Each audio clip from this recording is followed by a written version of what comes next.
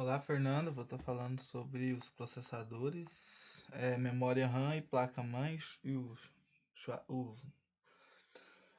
swap dos sistemas operacionais Linux e Windows, né? Eu vou começar aqui falando, explicando basicamente o que é o processador, né? Que é uma poderosa máquina de calcular, é uma espécie de microchip e a sua função é acelerar, endereçar, resolver ou preparar dados, né? Dependendo da aplicação. Basicamente, o processador é uma poderosa máquina de calcular. O componente ele recebe um determinado volume de dados orientados em padrão binário, né, de 0 a 1, e tem função de responder esse volume de processamento. Esse volume processando as informações com base nas instruções armazenadas em sua memória interna, né? E a memória cache ela funciona como uma biblioteca de acesso rápido que existe dentro dos computadores e dispositivos móveis. Ela tem o objetivo de guardar dados, informações e processos temporários, né, acessados com frequência e assim agilizar o processo de uso, no momento em que são requisitados pelo usuário. Deste modo, a memória cache, né, ela pode ser considerada um pequeno componente que consta dentro do processador. Eu vou começar falando sobre o processador Atom. O Atom M65CT. A Intel, né, ela oferece o processador chamado de Atom para computadores mais básicos, né? A potência da tecnologia é bem mais fraca do que os outros populares chips, né? Igual o Dual Core, Core 3, 5, 7. É oferecido em máquinas atuais, né? Essas máquinas atuais normalmente elas rolam essa linha da Core da Intel. A fabricação dele foi mais voltada para notebooks, né, dispositivos móveis, por seu baixo consumo de energia também. O desempenho dele, ele oferece arquitetura de 86 e de 32 bits em computadores, e essa tecnologia tem capacidade para rodar até 3 GB de memória RAM. Aí eu tenho algumas das desvantagens dele, né? Que atualmente são poucos os computadores notebooks tradicionais que vêm integrados com esse processador Atom. Isso porque as máquinas evoluíram e as memórias RAMs e já não é mais viável estar utilizando esse processador, né? Ele tem 502 KB de memória cache, de armazenamento que ele consegue armazenar, velocidade de barramento de 2.5, o número de núcleos que ele pode ter é 1 e o número de thread também é 1 que ele consegue. Agora eu vou falar um pouco sobre o Intel 80386. Ele era um microprocessador da Intel, né, que foi utilizado em diversos microcomputadores entre 1986 a 1994. Ele foi um dos divisores de água naquela época, né? Pois foi o primeiro a utilizar multitarefa, que é a capacidade de executar mais de uma aplicação ao mesmo tempo. Instruções de 32 bits, memória em modo protegido, de maneira que realmente fosse eficiente. Ele era considerado um processador mais importante já criado, né? Foi porque a partir daí que surgiu os outros grandes processadores. Ele permitia também que vários programas utilizassem o processador de forma cooperativa através de escalonamento de tarefas, né? Aí algumas das características que eu tenho dele é que ele tinha registrador de 32 bits, barramento de memória também de 32 bits, compatibilidade total com softwares de 16 bits,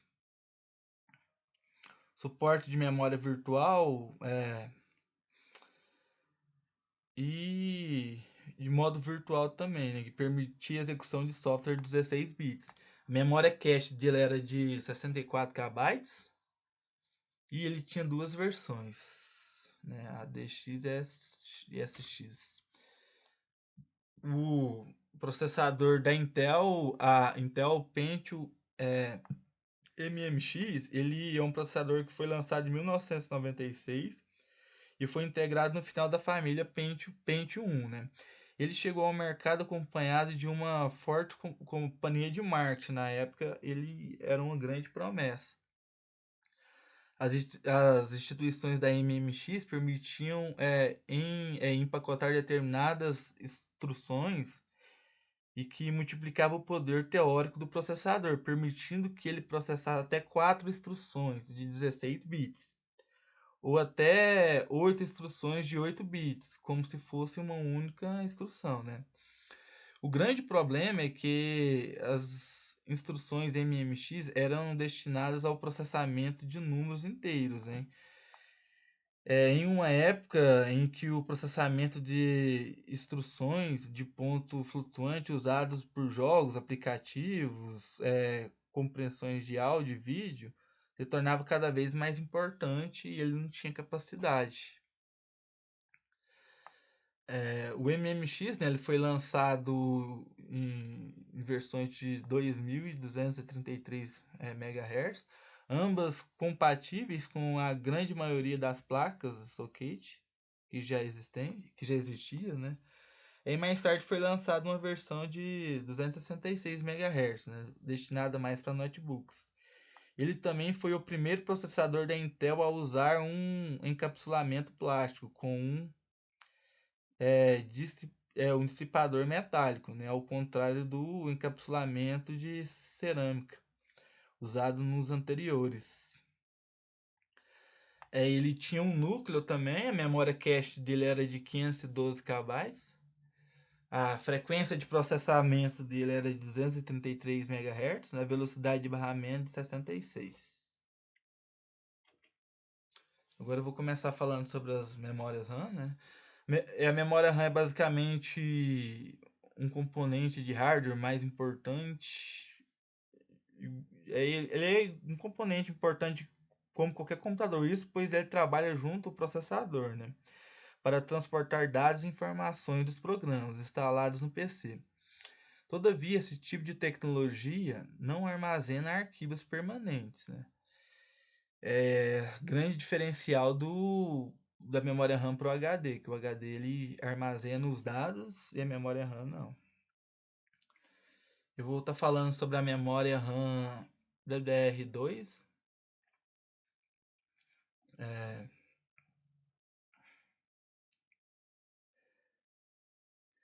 É, ele é uma memória,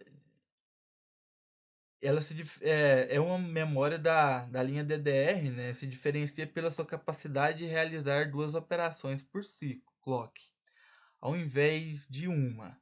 Essa velocidade é necessária para que ela consiga acompanhar a evolução do desempenho dos processadores. Com isso, o modelo DDR2 surgiu sendo mais rápido que o primeiro padrão, por diversos motivos, né? A primeira dela é que a DDR2 é capaz de realizar 4 operações de ciclo por clock, duas no início e duas no final, sendo que a padrão anterior trabalhava apenas com duas operações por ciclo. Sendo assim, né, uma memória do tipo DDR400 opera internamente a 200 MHz e oferece 400 MHz. Já a memória DDR2, ela opera internamente com 200 MHz, mas pode trazer 800 MHz, fazendo o uso de 4 operações por ciclo, né? Os aspectos físicos dela, ela se trata das características físicas, não há muita diferença entre as outras DDR, né? Ela é bem similar, bem parecida. Agora eu vou falar um pouco da DDR3, que ele é comparado aos seus antecessores, né? A DDR2 consomem muito menos energia, né? Cerca de 1,8 volts. Ela trabalha com taxa frequência entre 800 a 2400, com modelos até 8 GB. A DDR4, eu vou falar agora sobre a DDR4. A DDR4 é o módulo mais recente e popular que é utilizado hoje em dia. Ela proporciona uma taxa de transferência 2 vezes maior do que a geração anterior e 8 vezes mais rápido do que a DDR comum, né, com canais de 16 bits. De cara, os pentes DDR4 não parecem diferentes dos módulos DDR3, mas algumas coisas impedem que um seja compatível, né? Com o encaixe do outro, essas coisas. E dá principalmente ao fato de o pente da DDR3 ter 240 pinos, enquanto a memória da DDR4 tem 288. Fora que o cache, fora que a chave, né, de encaixe do módulo se encontra em um local diferente. Além disso, pentes dessas últimas gerações possuem umas, umas vantagens maiores, né? Aí outra vantagem dela, sendo aprimorada cada geração, é o consumo. Né? Quando surgiram as DDRs, apresentavam um consumo de cerca de 2,5 poucos, mas chegaram a 1,5 com o pente DDR3. Já a memória DDR4 ela oferece uma economia ainda maior, né? Com consumo médio em torno de 1,2 volts. A velocidade dela a respeito de desempenho, largura de banda, é o principal fator que determina a velocidade de uma memória. Ela indica a quantidade de dados que poderão ser transferidos, né, em um determinado ciclo. Esse valor resulta na relação entre clock e capacidade máxima de bits que o componente pode trabalhar em cada operação. Basta que o seguinte cálculo saber qual que é a performance que tem ao optar pela memória DDR4. Agora eu vou falar sobre a placa-mãe, né? As placas-mães, elas são componentes responsáveis por abrir e conectar todas as outras peças do computador, né? Para estar fazendo uma melhor conexão entre processador, memória, essas coisas. E na placa-mãe que são instalados processadores, memória RAM, né, placa de vídeo, todos os outros peças, expansões que já conhecemos. Eu vou estar falando sobre a placa-mãe ATX, né, que ela é uma evolução da AT, que ela tem um maior espaço interno, maior ventilação também e conectores serial, aparelho ligados diretamente na placa-mãe, né? Melhor posicionamento do processador, a posições de slots também de memória RAM e sockets de CPU variam muito. São encontrados slots de memória SDRAM e RUM Bus, DDR, DDR2 e DDR3. Aí já a placa AT, ela é uma placa mais antiga, né? Por isso ela tinha muitos problemas, né? Com circulação de ar, superaquecimento e também desligamento automático do computador, apenas pelo sistema operacional. Um fator importante sobre os slots de memória e socket de CPU é que eles eram padronizados independentes dos fabricantes. Os mais comuns encontrados slots de memória eram o CIMM ou o CD-RAM. Agora eu vou estar falando sobre o swap. O swap que é uma técnica aplicada, né, a gerenciar a memória que visa dar uma maior taxa de utilização à memória principal, melhorando seu compartilhamento. Visa também resolver o problema da falta de memória principal no sistema, né? Toda vez que um programa precisa ser alocado para execução e não há espaço na memória principal, o sistema operacional escolhe entre os processos alocados que não têm previsão de utilizar CPU nos próximos instantes. Quase sempre entre aqueles que estão em interrupção de E/S, né? ou no final da fila de pronto, de descarga, que descarrega. Esse processo da memória para SOAR especial em disco, chamada de arquivo swap, onde o processo fica armazenado temporariamente, né? Quando você tem uma falta de memória, ele vai pegar o swap para estar compensando isso momentaneamente. E no Windows, o swap ele é um arquivo chamado pagefile, né, .sys, que fica na raiz do arquivo no disco local C. Ele normalmente é definido automaticamente quando você instala o Windows e pega por padrão o mesmo tamanho da sua memória RAM. Por exemplo, se eu tenho uma memória RAM de 4 GB, eu vou ter um swap de 4 GB. E vai trabalhar em cima disso. Já no Linux, ele não fica no arquivo raiz, como no Windows, né? Ele é uma partição à parte da partição raiz. Ele pode ser adicionado por linhas de código no terminal. O Linux permite definição de até 32 áreas de swap.